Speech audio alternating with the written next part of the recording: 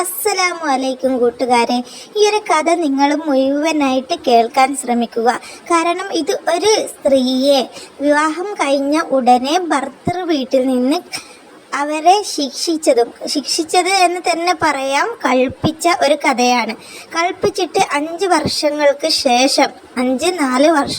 ശേഷം ആ ഒരു ഭർത്താവിൻ്റെ വീട്ടുകാർക്ക് പടച്ച റബ്ബ് തിരിച്ചു കൊടുത്തതിൻ്റെ ഒരു കഥയാണ്. ആ സ്ത്രീ വിവാഹം കഴിഞ്ഞ് ആ ഒരു ഭർത്താവിൻ്റെ വീട്ടിൽ പുതുമയോടെ കയറി വന്ന ആ ഒരു സ്ത്രീക്ക് അവിടുന്ന് വളരെ മോശമായിട്ടുള്ള ഒരു അനുഭവമായിരുന്നു ഉണ്ടായിരുന്നത്. നമ്മൾ സ്ത്രീകൾ പൊതുവെ നമ്മുടെ വീടൊക്കെ വിട്ട് ഒരു പുതിയൊരു വീട്ടിലേക്ക് പോകുമ്പോൾ നമുക്ക് അവിടുത്തെ ആ ഒരു കാലാവസ്ഥയും അവിടുത്തെ സ്വഭാവമൊക്കെ പെട്ടെന്ന് ആക്സെപ്റ്റ് ചെയ്യാൻ പറ്റിയെന്ന് വരില്ല. അതുപോലെ അങ്ങനെ കയറി വന്ന ഒരു വെറും 19 വയസ്സുള്ള ആ ഒരു സ്ത്രീയോട് ഈ ഒരു ഭർത്താവിൻ്റെ ഉമ്മയും ഉപ്പയും ഒരുപാട് ചങ്കിൽ കുത്തുന്ന സംസാരങ്ങൾ സംസാരിച്ച് ആ ഒരു സ്ത്രീയെ നോവിച്ചു. വിവാഹം കഴിഞ്ഞ് ഉടനെ ആ ഒരു മാസത്തിൽ തന്നെ അവൾ പ്രഗ്നൻ്റ് ആയി. അപ്പോൾ അവൾക്ക് പിന്നെ ആ ഒരു പ്രഗ്നൻസിയുടെ ക്ഷീണവും അതുപോലെ വൊമിറ്റിങ്ങും ഒക്കെ തുടങ്ങി. അവൾക്ക് തലകറക്കവും തീരെ വയ്യാതെയായി. 1 മാസം തികയാൻ മുന്നേ ഭർത്താവിൻ്റെ ഉമ്മ അവളെ കൊണ്ട് പണിയെടുപ്പിക്കും, നല്ല രീതിക്ക് പണിയെടുപ്പിക്കും. ഈ ഒരു പ്രഗ്നൻസിയുടെ ക്ഷീണം ഉണ്ടെങ്കിലും വൊമിറ്റിംഗ് ഉണ്ടെങ്കിലും ഭർത്താവിൻ്റെ ഉമ്മ ആ ഒരു മരുമകളെ കുറിച്ചിട്ട് നല്ല രീതിയിൽ പണിയെടുപ്പിക്കും. ഒന്നൊരു റെസ്റ്റ് എടുക്കാൻ സമ്മതിക്കില്ല. റെസ്റ്റ് എടുത്താലോ ഉടനെ പണി വന്ന് പറയും. അങ്ങനെ അവൾ ഒരുപാട് ക്ഷീണങ്ങളൊക്കെ സഹിച്ച് പണിയെടുപ്പിക്കും. എന്നാലോ അവൾ ഒരു ദിവസം പണി എടുത്തില്ലെങ്കിലോ വന്ന് പറയും, അയൽവക്കത്ത് നിന്ന് വന്ന് പറയും, അവിടുന്ന് പറയും. ഈ ചില ഭർത്താക്കന്മാരുടെ ഉമ്മമാർക്കുണ്ട്, അവരുടെ വേലക്കാരിയായിട്ടാണ് ഈ ഒരു മരുമകൾ കയറി വരുന്നത് എന്നുള്ള ഒരു ചിന്തയുണ്ട്.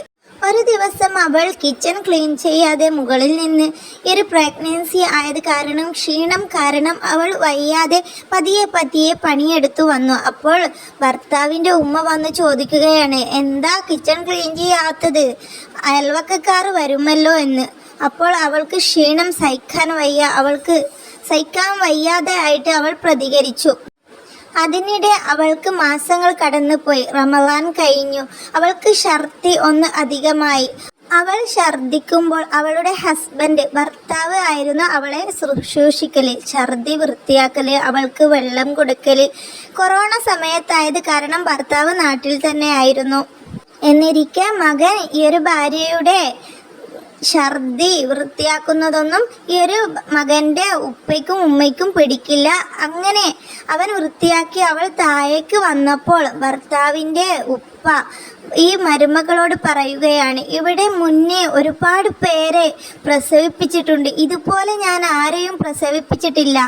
എങ്കിൽ നീ എന്താണ് എൻ്റെ മകനെ വന്ന് കയറുമ്പോൾ തന്നെ ഇതുപോലെ കഷ്ടപ്പെടുത്താൻ തുടങ്ങുന്നു? അതുപോലെ ഇപ്പം തന്നെ എൻ്റെ മകനെ നീ ഇങ്ങനെ കഷ്ടപ്പെടുത്തി കഴിഞ്ഞാൽ ഇനി എത്ര കാലം എൻ്റെ മോൻ കഷ്ടപ്പെടണമെന്ന്. അത് അവളുടെ ചങ്കിൽ തറച്ചുപോയി. അവൾ ഒരുപാട് കരയും, അവൾ ഡിപ്രഷൻ സ്റ്റേജിലേക്ക് ആ ഒരു ഗർഭകാലത്ത് കടന്നു വന്നു. ഒരുപാട് കരയും, ഒരുപാട് ദുആ ചെയ്യും. അങ്ങനെ അവളുടെ ഗർഭകാലം മുന്നോട്ട് പോയി. അങ്ങനെ ഇരിക്കെ ഈ വീട്ടിൽ 2ാമത്തെ മകൻ്റെ ഭാര്യയായിരുന്നു മൂത്ത മരുമകളും. അതുപോലെ ഉമ്മയും ഉപ്പയും കൂടിയാണ് ഈ ഒരു 2ാമത്തെ മരുമകളെ ഒരുപാട് ദ്രോഹിക്കുക. അങ്ങനെ അവർ ഒരുമിച്ച് ഒരു ദിവസം ഭക്ഷണം കഴിക്കുമ്പോൾ ഈ ഒരു മരുമകൾക്ക് പെട്ടെന്ന് ഛർദിക്കാൻ വന്നു. അവൾക്ക് ഭക്ഷണങ്ങളൊന്നും കഴിക്കാൻ പറ്റില്ലായിരുന്നു, ഒന്നും സ്മെല്ലൊന്നും പിടിക്കില്ലായിരുന്നു. അപ്പോൾ അവൾ ഛർദിക്കാൻ വന്നത് കാരണം അവൾ പെട്ടെന്ന് ഫുഡ് കഴിച്ച് അവൾ കഴിച്ച പ്ലേറ്റും കഴുകി അവളുടെ ഭർത്താവിൻ്റെ അരികെ വന്നു. ഭർത്താവിൻ്റെ ചുവലിൽ തല ചായ്ച്ചു വെച്ച് അവൾ ഇരുന്നു. ഇത് കണ്ടത് സഹിക്കപ്പുറത്തി കേട്ടിട്ട് ഭർത്താവിൻ്റെ ഉമ്മ വന്നിട്ട് അവളെ ഒരുപാട് ശകാരിച്ചു. നിന്റെ വേലക്കാരിയല്ല എൻ്റെ മകളും മൂത്ത മരുമകളും എന്ന് പറഞ്ഞിട്ട് ഈ ഒരു മരുമകളെ ഒരുപാട് വേദനിപ്പിച്ചു. അവൾക്ക് ക്ഷീണം സഹിക്കാൻ വയ്യയും അതുപോലെ ഈ ഒരു ഭർത്താവിൻ്റെ വീട്ടിലുള്ള ഈ ഒരു ജോലികളൊക്കെ ചെയ്തു തീർക്കാനും റമദാനിലൊക്കെ ഒരുപാട് അവളെ കൊണ്ട് അടുപ്പിൻ്റെ അടുത്ത് നിപ്പിച്ചിട്ട് ഒരുപാട് പണികളൊക്കെ ചെയ്യിപ്പിച്ചിട്ടുണ്ട്. ഇതൊക്കെ സഹിക്കാൻ വയ്യ. അവൾ ചിലപ്പോൾ അവരെ നേർക്ക് പൊട്ടിത്തെറിക്കും, അതുപോലെ പ്രതികരിക്കുകയും ചെയ്യും. അങ്ങനെ ഇതിൽ പറയാൻ പറ്റാത്ത ഒരുപാട് പ്രശ്നങ്ങൾ അവളുടെ ജീവിതത്തിൽ ആ ഒരു ഗർഭകാലത്തിൽ ഉണ്ടായിട്ടുണ്ട്. അവിടുത്തെ മൂത്ത നാത്തൂനും അതുപോലെ അമ്മയും അമ്മോഷനൊക്കെ കാരണം അവൾ ഒരുപാട് കരയേണ്ടി വന്നിട്ടുണ്ട്. അവളും അവളുടെ കുടുംബവും ഒരുപാട് ദുഃഖിച്ചിട്ടുണ്ട്. ആ ഒരു ഗർഭിണിയായ അവൾ ആ ഒരു ഗർഭം ചുമന്ന് എന്നത് പോലും അവർ കണക്കാക്കാതെ അവളെ ഒരുപാട് നോവിച്ചിട്ടുള്ളതിന് ഒരു കണക്കുമില്ല. അവളുടെ വീട്ടിലായിരുന്നു. 8ാം മാസമായപ്പോൾ ഭർത്താവ് വീട്ടിൽ വന്നപ്പോൾ അവൾക്ക് ഭർത്താവിൻ്റെ വീട്ടിൽ പോവാൻ ഒരു ആഗ്രഹം വന്നു. അങ്ങനെ ഭർത്താവിൻ്റെ വീട്ടിൽ പോയപ്പോൾ ഭർത്താവിൻ്റെ വീട്ടിൽ നിന്ന് സ്റ്റെപ്പ് കയറാൻ മുന്നേ ആ ഒരു ഭർത്താവിൻ്റെ ഉപ്പ അവളെ ഒരുപാട് ശകാരിച്ചു, ഒരുപാട് വഴക്ക് പറഞ്ഞു. ഇത്രയും വയറ് ഉള്ള ഒരു ഗർഭിണിയായ സ്ത്രീയെയാണ് ആ ഒരു ഉപ്പ വഴക്ക് പറയുന്നത്. അതൊക്കെ അവളുടെ മനസ്സിൽ ഒരുപാട് നോവായി മാറി. അങ്ങനെ അവൾ ആ ഒരു ഗർഭകാലം കംപ്ലീറ്റ് ചെയ്തു. ഗർഭിണിയായ അവൾ പല തവണകളിലായിട്ട് പടച്ച റബ്ബിനോട് ദുആ ചെയ്തിട്ടുണ്ടായിരുന്നു, കരഞ്ഞുകൊണ്ട് ദുആ ചെയ്തിട്ടുണ്ടായിരുന്നു. പടച്ച റബ്ബേ, എന്തിനാണ് എന്നെ ഇവരിങ്ങനെ കഷ്ടപ്പെടുത്തുന്നത്? അവരുടെ മകൾക്ക് നീ തിരിച്ചു കൊടുക്കണേ, അവർക്കുമില്ലേ ഒരു പെൺകുട്ടി എന്ന ഒരു നിലയിൽ അവൾ ഒരുപാട് ദുആ ചെയ്തിട്ടുണ്ട്. അവൾ ദുആ ചെയ്തതിന് എണ്ണവും കണക്കുമില്ല. അങ്ങനെ അവളുടെ പ്രസവം കഴിഞ്ഞ ശേഷം അതിനിടെ അവളെ ഒരു പ്രശ്നം വേട്ടയാടിക്കൊണ്ടിരിക്കുന്നുണ്ടായിരുന്നു. മൂത്തച്ചിയെ ഈ ഒരു ഹസ്ബൻഡ്, അവളുടെ ഭർത്താവ് വണ്ടിയിൽ കയറ്റിയിട്ട് അവൾക്ക് പോവാനുള്ള ഇടങ്ങളിൽ കൊണ്ടുപോയി വിടും. ഈ ഭർത്താവിൻ്റെ ഉപ്പയാണ് നിർബന്ധിച്ചിട്ട് കൊണ്ടുപോയി ഇടുക. ഇങ്ങനെ ഒറ്റയ്ക്ക് യാത്ര ചെയ്യുന്നത് ഇവൾക്ക് ഇഷ്ടമില്ലായിരുന്നു. ഇത് ഇഷ്ടമില്ലാത്തത് കാരണം ആ ഒരു വീട്ടിൽ പ്രശ്നം കൂടുതലായിട്ട് വഷളായി. അങ്ങനെ ആ ഒരു ഭർത്താവിൻ്റെ ഉപ്പ വിവാഹം കഴിഞ്ഞ അന്ന് മുതലേ അവളെ വേട്ടയാടുന്ന ഒരു പ്രശ്നമാണ് ഇത്. അങ്ങനെ ആ ഒരു ഭർത്താവിൻ്റെ ഉപ്പ മരിച്ചതിന് ശേഷം വീട്ടിൽ കയറിയാൽ മതി എന്നൊക്കെ പറഞ്ഞിട്ട് ഈ മരുമകളുടെ ഉപ്പാനെ വിളിച്ചിട്ട് ഒരുപാട് കസർത്ത് പറഞ്ഞു. അങ്ങനെ ആ ഭർത്താവിൻ്റെ ഉപ്പ ഒരുപാട് കെട്ടുകഥകൾ ഇവളെ കൊണ്ട് കെട്ടിച്ചമച്ചു. അങ്ങനെ പ്രശ്നം സോൾവ് ചെയ്യാനായിട്ട് ഇവളുടെ വീട്ടിൽ നിന്ന് ഭർത്താവിൻ്റെ വീട്ടിലേക്ക് പോയപ്പോൾ ഭർത്താവിൻ്റെ ഉപ്പ വെറുതെ കള്ളം പറഞ്ഞു. ഇവൾക്ക് ഇളനീർ മന്ത്രിച്ചിട്ട് ഇവൾക്ക് നിങ്ങൾ കൊടുത്തിട്ടുണ്ട്, അതുകൊണ്ടാണ് ഇവൾ ഛർദ്ദിക്കുന്നതെന്ന്. കാരണം അവൾ ഗർഭിണിയായപ്പോഴാണ് അവൾ ഛർദ്ദിച്ചത്. അവൾക്ക് ഒന്നും തന്നെ പിടിക്കില്ലായിരുന്നു. അവളുടെ ഭർത്താവ് അവളെ നല്ല രീതിയിൽ ശുശ്രൂഷിക്കും. ഇളനീനൊക്കെ രാവിലെ തന്നെ വെട്ടി അവളെ കുടിപ്പിക്കും. അങ്ങനെ ഒരു ദിവസം ഇളനീൻ കുടിച്ചിട്ട് അവൾ ഛർദ്ദിച്ചു, ഭർത്താവ് കൊടുത്തത്. അത് ഈ ഉപ്പ കണ്ടു.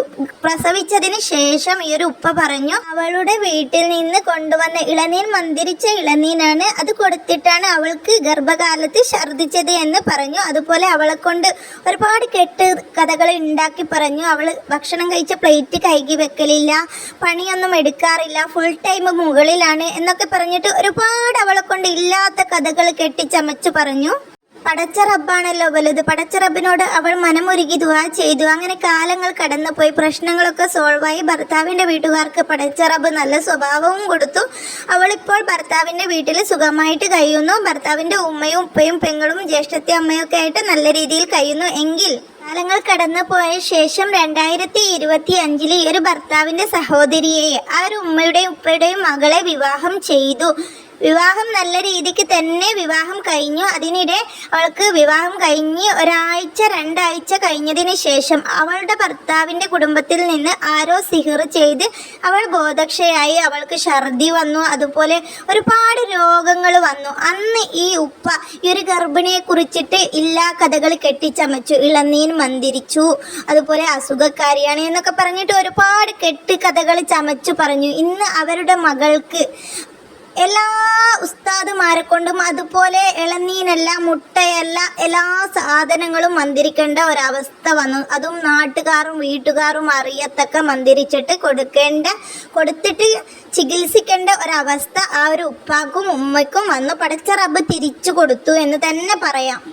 ഇന്നും ആ ഒരു ഉപ്പയും ഉമ്മയും ഈ ഒരു മകളെ വിവാഹം ചെയ്തിട്ടുള്ള സങ്കടത്തിലാണ്. ഇതുപോലെയാണ് ഭാര്യമാരെ കഷ്ടപ്പെടുത്തുന്നവരും അതുപോലെ വരുന്ന മരുമക്കളെ കഷ്ടപ്പെടുത്തുന്നവരും. ഇതൊന്ന് ശ്രദ്ധിച്ചോളി. പടച്ച റബ്ബ് ഇപ്പോൾ ദുനിയാവെന്ന് എന്തെങ്കിലും ചെയ്ത് കഴിഞ്ഞാൽ വയലിന്ന് തന്നെയാണ് കൂലി. നമ്മൾ ആഖിറത്തിലേക്കൊന്നും പോവേണ്ട. നിങ്ങൾക്ക് ഏതെങ്കിലും രൂപത്തിൽ പടച്ച റബ്ബ് ഈ ദുനിയാവിൽ നിന്ന് തന്നെ ശിക്ഷ തരുന്നതാണ്. പെൺമക്കളില്ലെങ്കിൽ വെറും ആൺമക്കൾ മാത്രമുള്ള ഉമ്മയാണ് മരുമകളെ കളിപ്പിക്കുന്നതെങ്കിലും ഏതെങ്കിലും വഴിക്കൂടി നിങ്ങൾക്ക് അള്ളാഹു ഇതിനുള്ള ശിക്ഷ ഇറക്കും. ആ ഒരു മകൾ ഇപ്പോഴും സുഖം പ്രാപിച്ചിട്ടില്ല. ആ ഒരു മകൾക്ക് ഇപ്പോൾ ആ ഒരു സിഹറിൻ്റെ അസുഖം മാറിയെങ്കിലും വിട്ടുമാറാത്ത ചില അസുഖങ്ങൾ, ബാക്ക് പെയിൻ പോലത്തെ ഒരുപാട് അസുഖങ്ങൾ അവളെ വേട്ടയാടുന്നുണ്ട്. എല്ലാവരും ശ്രദ്ധിക്കണം കേട്ടോ.